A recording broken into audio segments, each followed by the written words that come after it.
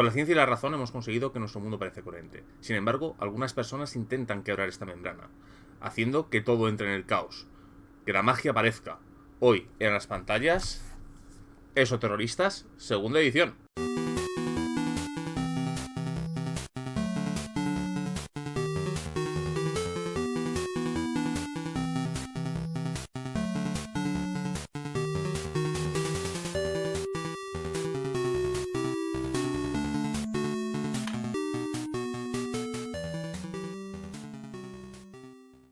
Buenas a todos, soy Ezcardano y estoy con una reseña un poco especial porque, bueno, es una reseña patrocinada por la gente de Shadowlands y es una cosa muy curiosa. Yo me compré mi manual de exoterroristas junto que venía con la pantalla y me han mandado un segundo manual. Con este segundo manual aún no estoy seguro de qué hacer. Quiero sortearlo, pero no sé cómo mandarlo ni nada. Así que dejadme un poco que piense cómo lo voy a sortear y cómo lo voy a mandar. Si la gente lo consigue alguien de... Evidentemente al que no se lo pueda dar en mano, lo cual es algo bastante difícil. Tengo una idea de cómo hacer este sorteo, pero la pandemia me ha quitado los planes, ¿no? Pero bueno, el caso es que este manual de exoterroristas está sacado por la gente de Shadowlands, que me ha venido bien a mandar uno. Y he dicho, bueno, pues les voy a hacer una reseña, aunque no tenía previsto hacerla tan pronto, eso sí es cierto. Y Exoterroristas es un juego que no es ningún secreto, que es de terror, y no es ningún secreto tampoco que yo tengo una fijación extraña de amor, odio, odio, odio hacia los juegos de terror. No me terminan de convencer, no me terminan de gustar, y aún menos me gusta el sistema Gunshow. Yo me lo compré por otras cuestiones, que creo que el juego es muy bueno y ahora cuando lo repasemos lo hablaré. Pero tened en cuenta que yo no soy fan del sistema Gunshow, ni soy especialmente fan del género de terror desde el punto de vista más tradicional, ¿de acuerdo? Por así decirlo. Así que os recomiendo ver otras reseñas de este juego si realmente queréis ver gente que realmente ama este tipo de elementos. Sé que hay reseñas en Guardián de los Arcanos y en Friki Guías, aún no me las he querido ver precisamente para no condicionarme a la hora de hacer esta reseña, ¿no? Pero bueno, vamos a echarle un ojo a este Exoterroristas segunda edición. Lo primero de todo que creo que cabe destacar es la magnífica presentación que ha hecho Shadowlands. Realmente Shadowlands ha hecho, creo que, un gran trabajo en este juego.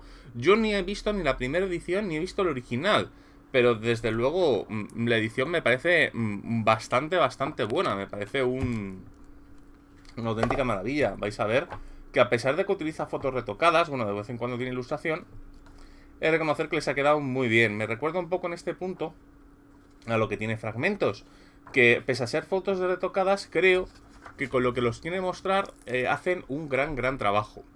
Pero este caso me parece que es una edición maravillosa, sinceramente. Si yo fuera público inglés, que tuviera la edición en inglés de Pelgrane, sinceramente tendría envidia de esta edición, ¿no? Bueno, ya pasó con la edición primogénita de la llamada de Tlulu.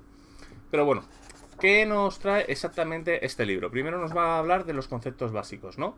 Que nos hablan un poco de qué va la ambientación de Exoterroristas. La ambientación de Exoterroristas trata sobre que la razón y la ciencia, digamos que nos separan con un velo de un mundo más misterioso, una especie de mundo mágico, caótico, que podría ser Lovecraftiano, pero yo no lo considero Lovecraftiano. Yo considero que es un terror más existencial, más parecido al que puede tener Cult, que el hecho de un terror Lovecraftiano. Entonces hay gente que intenta corromper o romper esta barrera entre las dos realidades, de forma que se metan. Esta gente es conocida como terroristas, o sea, terroristas esotéricos. Y hay una organización llamada la Ordo Veritas que se dedica con sus agentes a intentar atrapar o detener los crímenes cometidos por estos exoterroristas, que realmente muchos de ellos no están organizados. No es una organización internacional, no, es meramente un distintivo. ¿Se puede jugar con gente que no sean de la Ordo Veritas? Sí, y de hecho vienen elementos, pero es muy aconsejable jugar con la gente de la Ordo Veritas, porque son la gente que se dedica a luchar contra esto. Es gente que ya sabe que existe lo sobrenatural. Esto lo distingue muchas veces de elementos como el rastro de Tulu o la llamada de Tulu, en la que llevamos gente normal que se ve implicada en un acto como propiamente dicho sobrenatural, ¿no? No, aquí tenemos gente que conoce lo sobrenatural, no tiene por qué ser seres veteranos, aunque sois gente bastante buena y bastante competente, pero pueden ser perfectamente gente que, aunque lo conoce, aún no ha tenido un caso de campo real, aunque yo creo que perdería un poco el elemento, ¿no? Sobre todo porque gran parte de ellos tienen conocimientos de elementos esotéricos. También cabe destacar que no sé exactamente las diferencias que hay entre la primera y la segunda edición.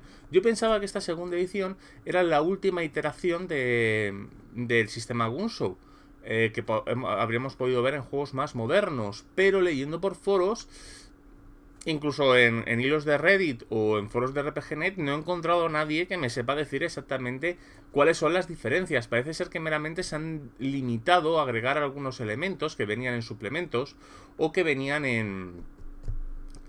hay un capítulo que yo creo que es bastante bueno, que sí que parece ser que está incluido, aunque no me cabe entender si ya existía y se ha incluido en el manual básico, o si es 100% nuevo. O sea, que no sé si lo habían publicado en otro lugar antes de integrarlo dentro del básico.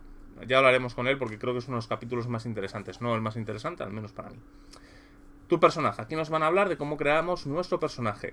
Una cosa que tiene muy interesante el sistema Gunshow, y yo lo considero todo un acierto, es que los puntos que tenemos de creación dependen del tamaño habitual del grupo. O sea, si somos 3, pero viene un cuarto amigo de vez en cuando, ese amigo no contaría a la hora de generar el personaje, sino que lo haríamos con 3. ¿Por qué? Porque el juego intenta que los personajes estén lo más equilibrados y complementados posibles. Entonces, para que puedas comprar todas las habilidades del juego, o que al menos el 90% de ellas estén dentro del grupo, aconsejan básicamente esto, que des más puntos cuanto menos jugadores son.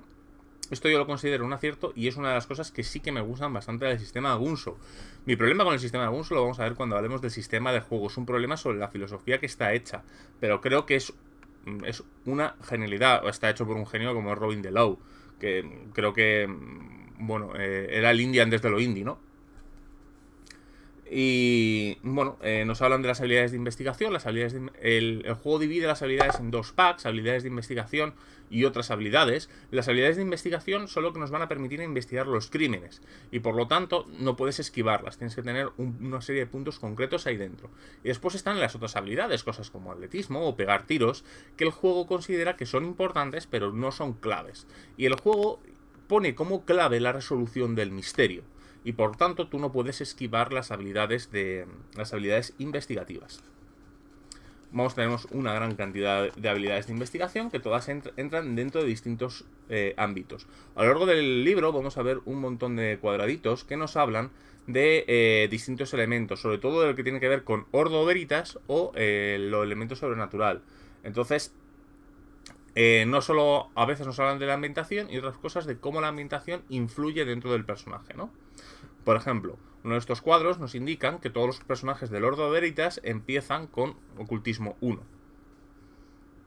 A continuación, como veis, tenemos todas las habilidades de investigación que hay. Una cosa que me llama bastante la atención es que, por ejemplo, no existe una habilidad propia de mentir o de detectar mentiras, sino si, por ejemplo, si tú sabes algo, por ejemplo, de arqueología, y alguien te está dando un dato falso de arqueología, lo descubrirías con la propia habilidad de arqueología. No hay una habilidad propiamente de vender moto.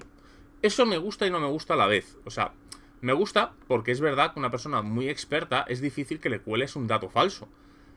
Pero también es cierto que hay gente suficientemente persuasiva y que es capaz de cruzar datos como para hacer a alguien muy experto llegar a dudar. Así que bueno, pero creo que es una buena decisión el tema de diseño, ¿no? Por ejemplo, aquí veis el Ordo Veritas y la ley. Pues aquí nos habla un poco cómo funciona el Ordo Veritas dentro del elemento legal del mundo, ¿no? Bueno, aquí tenemos que la policía al investigar, ya os digo. Y aquí lo dice, ¿no? Por ejemplo, ¿por qué no existe la habilidad de mentir? Pues aquí nos hablan todo lo que yo acabo de decir. Me gusta esto porque, bueno, yo siempre lo diré, ¿no? Que el diseño de juegos está muy devaluado. Entonces, cuando el propio creador nos hablan de por qué una decisión de diseño, no suele ser habitual, por desgracia, a mí, la verdad, me gusta, porque es decir, ¿por qué esto no lo han hecho? Aquí te dicen y te explican el por qué está hecho, y notas que hay una intencionalidad detrás del diseño. Y es... Robin DeLau es decir que lo hace bastante, ¿no? También la gente que hizo 13 Age es casi 2 amigos hablando de por qué han hecho el juego así. Y es una de las cosas que a mí, pues la verdad, me gusta mucho el juego de leer, ¿no? Aquí vemos la lista de habilidades por familia. Y, bueno, aquí en algún lugar, por cierto, nos hablan de las habilidades generales. Aquí están, las había saltado. En el que veis que vienen distintas habilidades más genéricas, ¿no? Hay dos habilidades aquí que no me gustan. Que es salud y... ¿cómo se llamaba la otra? Estabilidad. Que es lo que nos determina los puntos de vida y la fortaleza mental que tenemos. Estos son dos atributos encubiertos. Creo que si me seguís desde el tiempo, creo que sois conscientes de lo mucho que me cabrea que tengamos atributos dentro del listado de habilidades, porque te están obligando a invertir ahí puntos que podrían ir para otro lugar. Cuando tú calculas los puntos de vida y en este caso los puntos de vida mentales con el resto de habilidades, o sea, por ejemplo, atletismo o mecánica, los pones al mismo nivel que tu salud mental y tu salud física o cualquier otro atributo derivado que debería de ser un atributo, un elemento inherente en el ser humano, creo que haces cosas raras. Estas habilidades, además, que muchas de ellas... eso tiene un número fijo, creo que son 60 puntos de habilidad o 50 puntos de habilidad. Y realmente para saber que tienes... sentir que tienes algo, si no le inviertes mínimo 5 o 8 puntos, te da sensación de que eres muy mediocre. De hecho, el propio juego lo dice, ¿no? Hasta 3 es una persona que, bueno, tiene conocimientos, pero que no es muy buena. 5 o 6 es una persona más o menos versada y competente. Y entre 8 y 10 dados es una persona profesional en ese campo. Que es verdad que no son habilidades especialmente críticas dentro de lo que quiere hacer el juego, que son las de investigación. De hecho, hasta cierto punto yo me he llegado a plantear para qué sirven estas habilidades en Gunshow. Y no haría falta directamente un pool de... una reserva de dados mental y física, en el que directamente ignoraras todas estas habilidades. Porque realmente, y lo vamos a ir comprobando, la base de este sistema basa en la propia investigación, en lo que estamos investigando y en lo que estamos tratando de averiguar. Que sepas conducir o sepas disparar una pistola son elementos como muy abstractos. De hecho, el sistema es malísimo en ese punto, lo gestiona fatal. Entonces, no sé hasta qué punto no sería mejor crear dos reservas de dados en los que extrajeras para hacer la escena de acción, por así decirlo, ¿no? O de no investigación, y la fueras agotando. Sinceramente, creo que... no sé si lo harán así, en versiones posteriores. Sé que la más moderna de todas, la iteración más moderna, es el Mutant City Blues segunda edición. Yo tengo ahí el primera edición. Creo que esa es la que tiene los mayores cambios. Tulu Confidential, o que tiene el Gunshow One to One, creo que también tiene algunos cambios y tal. Tulu Confidential es uno de esos juegos que le quiero echar un ojo, pero es que las reseñas me han hablado de cosas que no, le tengo un miedo terrible. Cancelé la reserva. Bueno, cancelé la reserva, se agotó y le dije, pues no, al final no me lo vas a guardar. Si eso me da un plus, me lo llevo alguna vez. Bueno, reglas básicas del sistema Gunshow, ¿no? Aquí nos hablan, y esto es una cosa que yo considero muy importante, es por qué existe este juego. ¿Cuáles son los elementos que hicieron que el equipo de creadores de este juego se decidiera por crearlo? Y es que, desde el punto de vista filosófico detrás del juego, existe la creencia de que lo divertido no es el hecho de buscar la pista, sino que una vez que las tengas, conectarlas, intentar averiguar qué pasó. Yo, desde los 3 puntos de vista de acercamiento a la investigación en los juegos de rol, considero que es un acercamiento interesante, desde luego. Hay otro acercamiento que es cosas que tienen juegos como Tremulous, por ejemplo, en lo que lo divertido es hacer como que haces una investigación, ¿no? Realmente lo que ha pasado en realidad es más nebuloso. Tú lo que quieres es meterte en el ambiente e intentar generar y descubrir un misterio, pero no un misterio real, sino un poco tener la sensación de que lo estás haciendo. Luego están juegos como pueden ser La Llamada de Tulu o juegos de investigación más al uso, en los que los jugadores tienen que hacerlo todo desde en buscar las pistas hasta unirlas, hasta resolverlas, no te ayuda en nada. Y este juego ayuda a la parte de recoger las pistas y lo que intenta hacer es que los jugadores intenten coger todas esas piezas del puzzle y crear una imagen completa.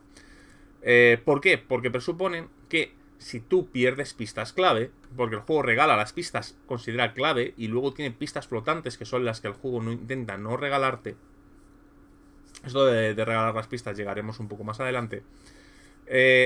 Lo que intenta hacer es que tú tengas todas las pistas y intentes juntarlas y crear un marco en el que intentes ver la fotografía. En los otros juegos pueden faltarte piezas hasta el punto de que directamente el enigma sea irresoluble. Y esto, si habéis jugado, y voy a poner la llamada de Tulu muchas veces aquí a Coalición, porque creo que es el juego de investigación que más popular y que más gente puede haber jugado, ¿cuántas veces la pérdida de una tirada de descubrir o una tirada X ha dado el traste con la aventura creando un bloqueo innecesario? Alguien me dijo una vez, y estoy de acuerdo, creo, no recuerdo exactamente quién fue, pero creo que fue Tiberio, que me dijo que si yo creía que el por qué las aventuras del sistema Gunso son tan buenas son precisamente porque se pueden permitir hacer tramas especialmente complejas y especialmente enrevesadas, precisamente por este elemento de que no te va a faltar nunca una pista que te impida, en realidad, buscarlo. Es verdad que puedes llegar a conclusiones equivocadas o que de las pistas flotantes te falte información, pero siempre vas a tener mínimo una silueta de lo que está pasando. Yo, en mi caso, no me gusta que me hagan eso. A mí me gusta la parte en el que directamente, yo lo he dicho varias veces, y si me habéis escuchado en charlas y tal, a mí me gusta mi derecho a fracasar. A mí me gusta que el caso pueda no tener resolución porque la he cagado. He fallado unas tiradas y pues lo siento mucho. Otra cosa es que el juego esté hecho de forma de que yo no tengo forma de solucionarlo. Por ejemplo, porque directamente es que puedo no tener ni las habilidades, ¿no? Porque no hay puntos para todas, ¿no? Entonces ahí hay un problema. Entonces, entiendo el por qué la filosofía de Gunso funciona como funciona, aunque no comparta que sea el camino a seguir. Pero desde luego es un camino muy bueno y que creo que el sistema, para hacer lo que esta premisa, funciona de lujo.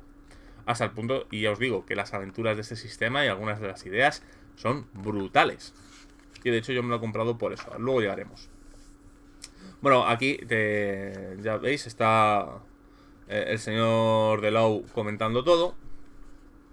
Aquí nos hablan del elemento tradicional que yo acabo de comentar.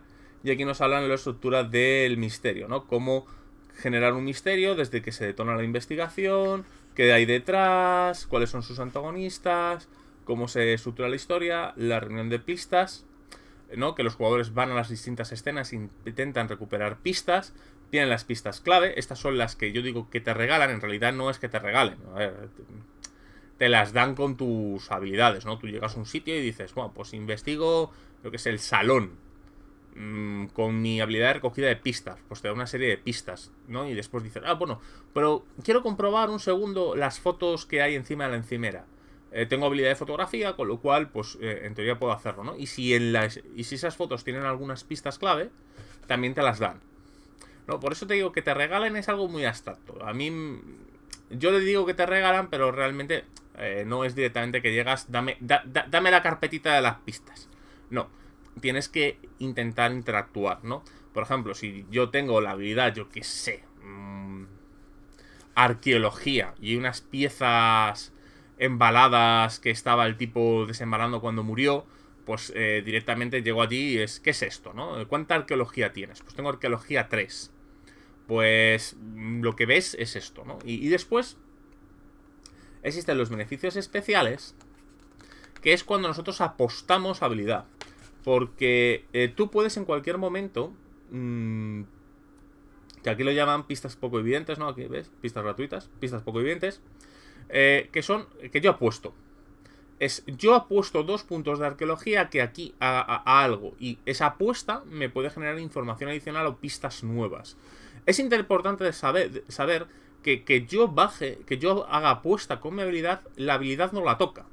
Si yo tengo arqueología 3, tengo 3 puntos para apostar. Pero cuando apuesto, no baja. O sea, si yo tengo 3 y apuesto 2, no me queda habilidad 1. A efectos de juego, voy a conseguir todo lo que me dé arqueología 3. Lo que pasa es que ya solo me queda un punto para apostar durante el resto de la historia. Y esto es importante porque a veces sabiendo que a lo mejor nos pueden venir, intentamos reservar nuestros recursos para reservarlos porque pensamos que esa pista puede no ser tan clave, puede no ser tan importante. Como sabemos seguro que tenemos todas las pistas necesarias para resolver el misterio, otra cosa es que como jugadores tengamos la habilidad de descubrir e interpretar esas pistas, ahí la cosa cambia. Pero es curioso ese punto de apuesta. A mí me gusta la gestión de recursos, entonces esa parte sí me convence, pero ya os digo, a mí que todo el punto de que yo no pueda fallar, que las pistas sé que me las están dando, a mí me falla, ¿no? Yo, ese elemento de mi derecho a cagarla, a fracasar, creo que se me es arrebatado. Hay gente que me dice que estoy equivocado, que perfectamente puedes fallar en Gunso, ¿no? Sobre todo por una mala interpretación de las pistas, pero no sé, a mí que haya pistas que no puedo conseguir me dan esta sensación. Como aficionado a la Crónica Negra, este elemento, estas aventuras de que has perdido las pistas, no has encontrado, no investigaste bien, las pruebas se perdieron, llegaste a la casa, pediste barrer antes de empezar a investigar correctamente la casa, todo ese tipo de cosas propias de historias reales de Crónica Negra, ¿no? Pues a mí, sinceramente, me falla en el sistema Gunso, ¿no? En el que se acerca un poco menos a lo que yo espero buscar de una aventura de investigación. Bueno, aquí veis que habla del sistema de tiradas, que se realizan con dados de 6 caras, ¿no? Tiradas simples, en el que hacemos una tirada y sumamos nuestra habilidad. ¿Ves? Por ejemplo, aquí te dicen, saca un 6, suma 3 de su habilidad de arqueología y saca un 9. Bueno, pues nos hablan de todos estos elementos. Tiradas enfrentadas. Esto es que es un sistema complejo, es muy sencillo de explicar, de entender cuando lo ves, pero claro, tienes que hablar muchísimo sobre ello, ¿no? Aquí agotamiento, heridas y muerte atroz. Esto nos habla cómo funciona un poco el sistema de puntos de vida, ¿no? En el que funciona con una reserva de dados. Y cómo funcionan las habilidades. Las habilidades, que a mí sí que es lo que no me gusta, sí se gastan. Nosotros gastamos dados. Por ejemplo, estamos persiguiendo a alguien y tiramos atletismo. Tenemos atletismo 9. Tenemos que decidir cuántos dados usamos para nuestra tirada de atletismo. Y una vez tirada, las habilidades generales sí se agotan. Provocando el caso extraño de que yo con atletismo 9 me gasto 3, me quedan 6. La siguiente me enfrento contra un tío, vuelvo a gastar otros 3, me quedan 3. Y el siguiente me enfrento contra alguien mediocre, que apenas puede retener los pulmones. Y como me quedan 3 dados, el otro tío, a lo mejor con 2, no importa que yo sea el mejor atleta del mundo, se me puede escapar porque he tirado. Esto intenta justificar con un elemento de agotamiento, ¿no? Y en combate directamente queda súper raro, porque tú vas gastando dados y cada vez vas disparando peor. Y dices, el agotamiento, claro, pero es que el problema radica en que no sé, a mí me suena muy raro. Por eso digo que y es una queja muy común del sistema Gunso. Si el sistema Gunso consideras que esas escenas son accesorias, porque lo que te importa es la investigación, ¿por qué no haces un pool de físicas y mentales?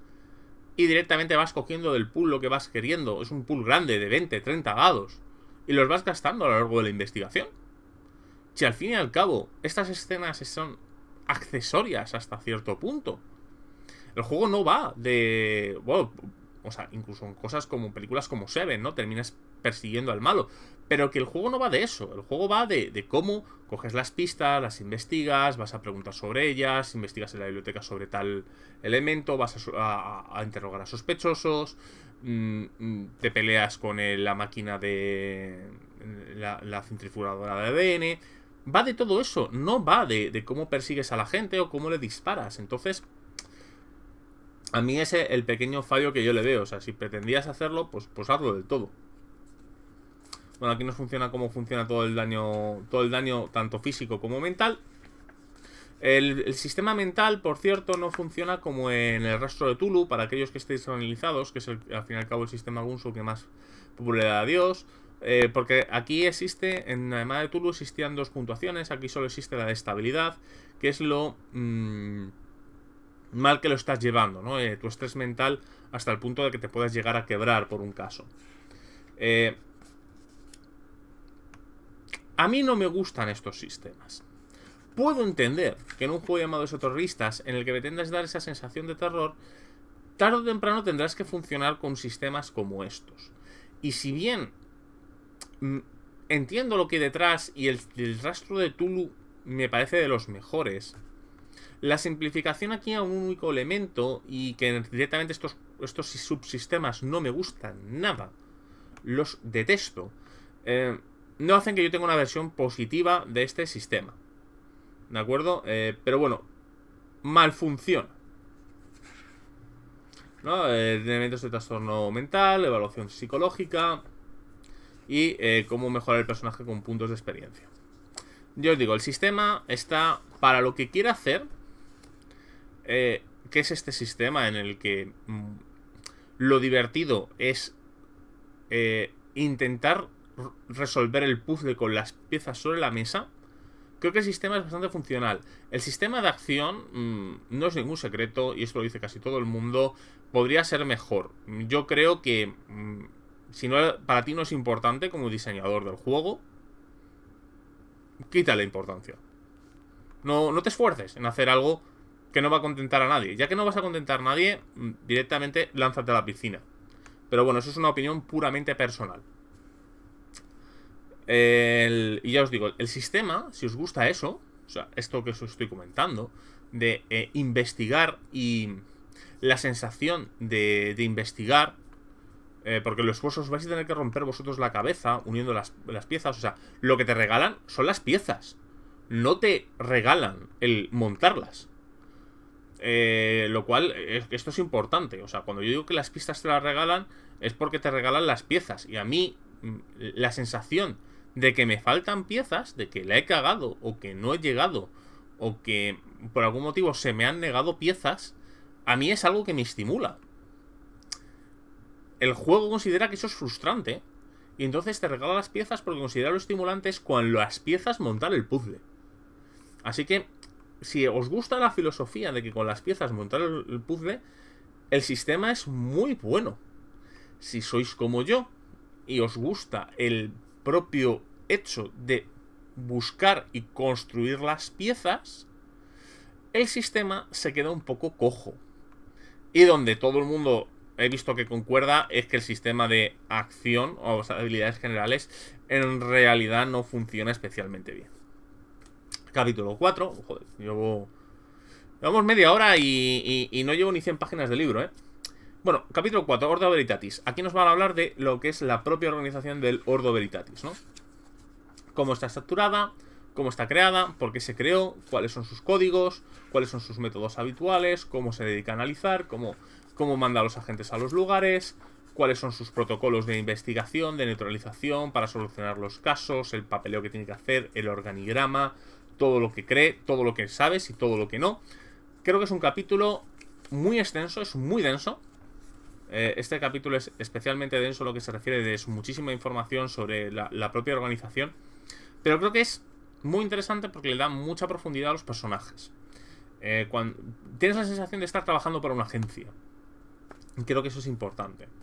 Después tenemos el capítulo 5, el enemigo, en el que nos hablan de un poco de cómo funcionan los enemigos de la Ordo Veritatis, ¿no?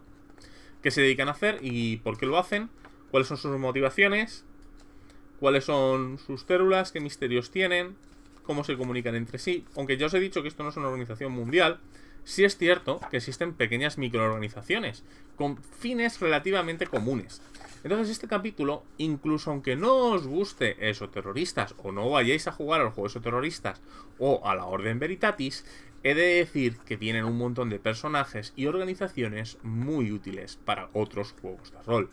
Este capítulo, y es uno de los motivos por los que yo me compré el juego, me lo compré por otra cosa, que hablaré un poco después. Pero por qué yo me compré el juego es por estas ideas de aventuras. Porque tienes organizaciones de conspiración, tienes personajes, tienes motivaciones, tienes hechos de actuación, qué están haciendo. Cada una viene con sus ideas de aventura que pueden convertirse perfectamente en campañas. Porque desarticular cualquiera de estas organizaciones puede ser el leitmotiv de una campaña. Es verdad que nos vienen muy descritas, pero vienen lo suficiente como para que los jugadores se interesen por ellas, ¿no? Bueno, aquí vemos que vienen todo. Y me he saltado algo. Bueno, aquí viene cómo se funcionan las estadísticas de los malos. Y aquí ya dicen ciertas cosas que ocurrieron con el libro del horror incesante. Esto lo haré un poco después. Y a continuación ya nos vienen las propias criaturas. Cada criatura tiene su bloque de estadísticas, su el porqué. Y estas criaturas me gustan porque han huido del horror lovecraftiano y han hecho un esfuerzo por crear criaturas y una mitología interna propia con criaturas raras que mezclan un poco leyendas urbanas, creepypastas, historias de terror. Y yo creo que este bestiario, estas criaturas, que cada una puede ser leitmotiv de una aventura, incluso una campaña, creo que son muy interesantes. Y este es el segundo motivo por el que yo compré el juego, por este especie de bestiario. Y sobre todo porque este bestiario y estas organizaciones vienen descritas en un par de cositas que vamos a ver al final del libro. Pero os digo, a mí me gusta mucho. O sea, tienes de todo, desde todo tipo de criaturas. Tienes cosas como, por ejemplo, un bicho que funciona a través del WhatsApp. Tienes cosas como el hombre del saco. Tienes un montón de criaturas súper chulas con su historia que puedes perfectamente portar a otros juegos de rol o a otras historias que crees tú fuera del universo propio de esoterroristas, porque en realidad la ligación a esoterroristas, cualquier mundo en el que exista un velo sobrenatural podría llegar a funcionar.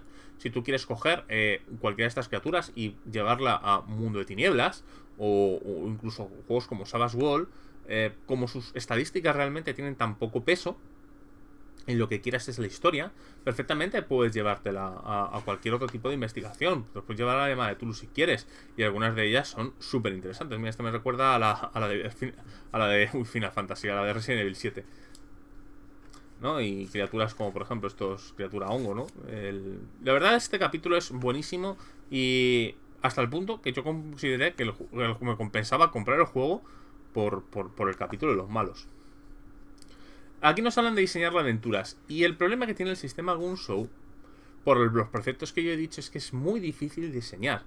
Porque tienes que diseñar el caso bastante bien, saber dónde vas a poner las pistas, crear las pistas falsas y las pistas flotantes.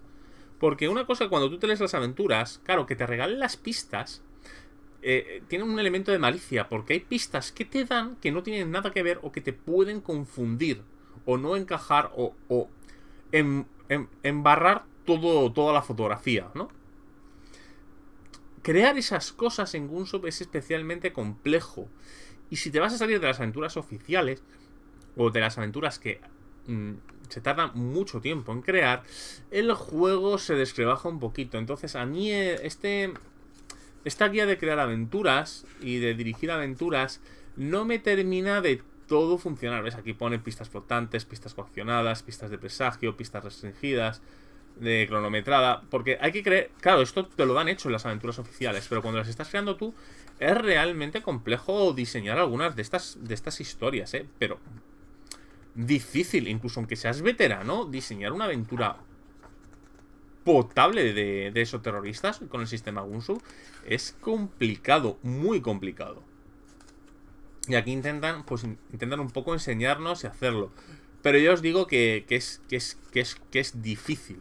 Incluso con estas guías están bien teóricamente, pero yo considero que es un punto débil la hora de crear aventuras por todo lo que tienes que tener aquí. Es muy difícil hacer aventuras para Gunshow. Y aquí nos hablan de cómo dirigir aventuras, ¿no? Nos intentan hablar un poco de cómo dirigir, de cómo estar a toda esta situación, el cómo hacerlo, cuál es la filosofía del juego, por qué se hizo así. Y habla mucho de las pistas. Las pistas es el leitmotiv por el que se mueve todo el juego y le dedica muchas cosas, ¿no? A continuación tenemos Estación Basel, una campaña para esoterroristas. Y este capítulo tengo entendido que se introdujo, es el que yo no sabía si se introdujo aquí o si es 100% nuevo. No me ha quedado claro, porque leyendo por encima en sitios, parece ser que es una idea que se comentó, pero no sé si es la típica idea que se dio en un PDF, que venía un suplemento, que alguien colocó en un foro, el hack de alguien que se ha oficializado, una serie de consejos que se darían. No me ha quedado claro. No me ha quedado claro. Sí que tengo entendido que el capítulo no venía en la edición anterior. ¿Y qué tenemos aquí en Estación Base? Estación Base lo que nos propone es crear un pueblo. Un pueblo como puede ser Twin Peaks o Silent Hill, por poner dos pueblos muy famosos de este estilo, en el que queremos una población con una serie de problemas y una serie de lugares de interés y una serie de casos y fenómenos raros que están pasando. Y entonces los jugadores son lanzados allí e intentan resolver todos los problemas de esta población, ¿no? De este pueblo. Y aquí nos hablan de cómo crearlo, cómo darle una atmósfera, cómo pensar las localizaciones, cómo pensar las tramas, cómo pensar el pueblo. Puedes llevar a gente, está pensado para que al menos la mitad del grupo lleve nativos del pueblo, ¿no? Esta típica historia en la que de repente llega el investigador o la pareja de investigadores y a un lugar y de repente pues aparecen un par de nativos que te están ayudando, ¿no? Un poco como puede ser el videojuego Alan Wake, ¿no? Donde cuando Alan Wake llega allí, pues recibe la ayuda de algunos lugareños, ¿no? Pues aquí un poco igual. O el propio Twin Peaks, ¿no? En el que la gente Palmer pues recibe la ayuda de algunas personas que están interesados de saber qué pasó con Laura Palmer, el amor de el agente Cooper. Reciben la ayuda de algunas personas interesadas en saber realmente por qué murió Laura. Pues aquí un poco pasa lo mismo. Y creo que es muy interesante. A mí estas cosas me encantan, siempre lo diré. Elementos como las alianzas, deslizar la ciudad, todos esos capítulos que ayudan a crear una población o un lugar, creo que es una cosa súper interesante, muy buena del juego. Y este capítulo es fantástico. Vuelvo a decir, ni siquiera está ligado al propio esos terroristas. Esto es como la creación de frentes de un PBTA. O deslizar una ciudad. Realmente las lecciones que puedes aprender aquí sirven para cualquier juego en el que quieras crear un pueblo un poco chungo, ¿no? Para investigar, ¿no? Incluso juegos como Tale of the Loop o Kids on Bikes o Nuestro Último Verano, que son otros juegos de personajes que digamos adolescentes, bueno, realmente niños en algunos de ellos. Esto puede funcionar para crear el pueblo. Y es un capítulo que ocupa bastante y yo creo que es magnífico. A mí me ha encantado. Yo creo que es lo único que no he encontrado. O sea, yo me compré por los dos por el capítulo de enemigos, pero cuando llegué a este dije, pero si este capítulo es maravilloso, es buenísimo, es muy muy bueno, con un montón de ejemplos, un montón de ideas, un montón de... Te enseña bastante, ¿no? Este elemento que vemos aquí de las fotografías, ¿no? En el que, bueno, porque aparte, claro, aparte de venirnos el pueblo per se, pues obviamente nos va a venir un ejemplo de cómo llevar todo esto, por así decirlo, en las prácticas, ¿no? Y yo creo que, ya os digo, me ha sorprendido para muy bien. Tenemos un montón de personajes, un montón de ideas de localizaciones, bueno, esto ya son las propias aventuras, quiero recordar. Me he cazado un poco porque hay un momento... Bueno, hay un momento en el que nos ponen unas prácticas, por así decirlo, y después tenemos unas aventuras propiamente dichas. Sí, claro. Esto ya es un par de aventuras basadas en lugares, ¿no? No, las aventuras son un poco simples para lo que es Gunso. O sea, son realmente muy complejas, con un montón de datos. Es difícil de preparar. Gunso es muy complejo de preparar para el director de juego. Tiene que saber perfectamente qué no está haciendo. Pero creo que para introducirte en el sistema creo que son buenas. Vuelvo a repetir, como Gunso tiene la ventaja de que no tienes que... como Gunso tiene la ligera ventaja de que sus estadísticas no importan, sus números no importan tanto, sino que importa más bien el contexto y lo que está ocurriendo. Creo que es perfectamente portable a otros juegos. O sea, es un caso de investigación. Puedes jugar con tu juego de investigación favorito de cabecera. Y ya os digo, esta campaña de esos terroristas, con todo lo que tiene que ver con la estación base y todo lo que lleva, con sus 2-3 casos de prácticas, creo que es buenísimo. Creo que es un capítulo que merece mucho la pena. Yo solo por este capítulo ya compraría el libro. Yo os lo digo. Si yo compré el libro por un capítulo que ocupa menos páginas y que creo que es un poco peor, por este capítulo, sinceramente, creo que es muy bueno. Y aquí tenemos Operación Falso Profeta, que esto ya sí que es una operación propiamente dicho. Esto es no dentro del estilo tan sandbox, tan de investigación como Pueblo Base, sino que este es una aventura de introducción propiamente dicha, bueno, de lo que nos tiene acostumbrados. Gracias a esta aventura, las otras no son tan buenas para crear aventuras, pero gracias a esta aventura podemos intentar intuir por cómo funcionan las propias aventuras de Gunso e intentar hacernos las nuestras propias. Y os digo que a mí me resultaría muy difícil, y yo que suelo hacer a escuela de investigación de forma regular, a mí, con los preceptos y las necesidades de una aventura de Gunso, me cuesta. Sinceramente, admiro a toda la gente que es capaz de crear. Una buena cosa que tiene es que en realidad hay un montón de aventuras creadas, con lo cual raramente nos va a faltar material, y los juegos Gunso son ligeramente compatibles. O sea, te puedes comprar casi de cualquier elemento de Gunso y existen muchísimas para poder llevarlo, ¿no? Y a continuación tenemos una serie de apéndices en las que, bueno, pues tenemos la ficha y todo este tipo de cosas que podemos necesitar, ¿no? Aquí, pues por ejemplo, tenemos todo el tema de la ficha del pueblo con todos los elementos extraños. Y aquí, que quería hablar de ello antes de irme a otra cosa, solo ven estos dos. Estos dos suplementos son los porque yo me compré realmente el juego. De hecho, los confundo. La guía definitiva de Exoterror es el libro para llevar comandos y elementos más de acción, y en el que nos hablan un poco más de los grupos organizados de exoterroristas. O sea, la Ordo Veritas tiene como dos organizaciones. Una tiene como los investigadores y otra tiene como los geos de la Ordo Veritas. Pues esta guía es la que viene la Ordo Veritas, y además nos vienen explicadas nuevas organizaciones y nuevos villanos para poder usar. Creo que es un libro bastante bueno. No sé si hasta el punto de imprescindible, pero tengo entendido que es un libro bastante bueno. La gente lo pone bastante por las nubes y a mí me interesaba. Y yo pensaba que de hecho es este otro, el libro del horror incandescente, en el que sí que yo considero que es imprescindible para cualquier persona aficionada a la investigación sobrenatural, directamente. Porque este libro es un bestiario con lo que tiene que tener un bestiario, que es un montón de contexto, información y monstruos realmente distintivos sobre los cuales puedes girar una historia o una campaña a su alrededor. Este libro, sinceramente, es el por qué me comprado el juego. Siempre digo que es la guía de Exoterror, pero porque lo suelo confundir. Pero el bestiario de Exoterroristas es una cosa magnífica. Así que, sinceramente, pues es el motivo real. El juego, ya os digo, yo me lo compré por este tipo de elementos. Me ha gustado. Pero vuelvo a repetir, a mí el sistema y la filosofía con el que se hizo el juego no es plato de mi gusto, no lo comparto.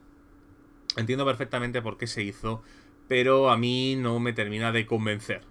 Sin embargo, al ser un juego en el que el peso mecánico no es muy influyente en las historias, en el bestiario, en la idea de pueblo base, que a mí me ha sorprendido, en el tema de las organizaciones, al no estar muy vinculado a la base del sistema, sino que es meramente historia, es contexto e historia, creo que tiene muchas partes aprovechables. De hecho, yo os recomendaría darle mínimo un vistazo, y sobre todo cuando lleguen los suplementos sí los analizaré, porque yo es a lo que le tengo realmente gana. Es por lo que me interesaba este juego.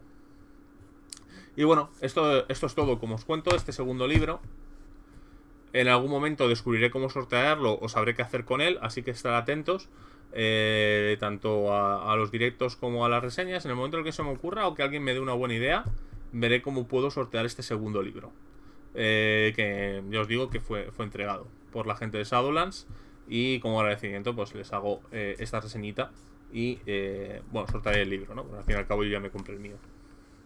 Y poco más. La semana siguiente seguiremos con reseñas.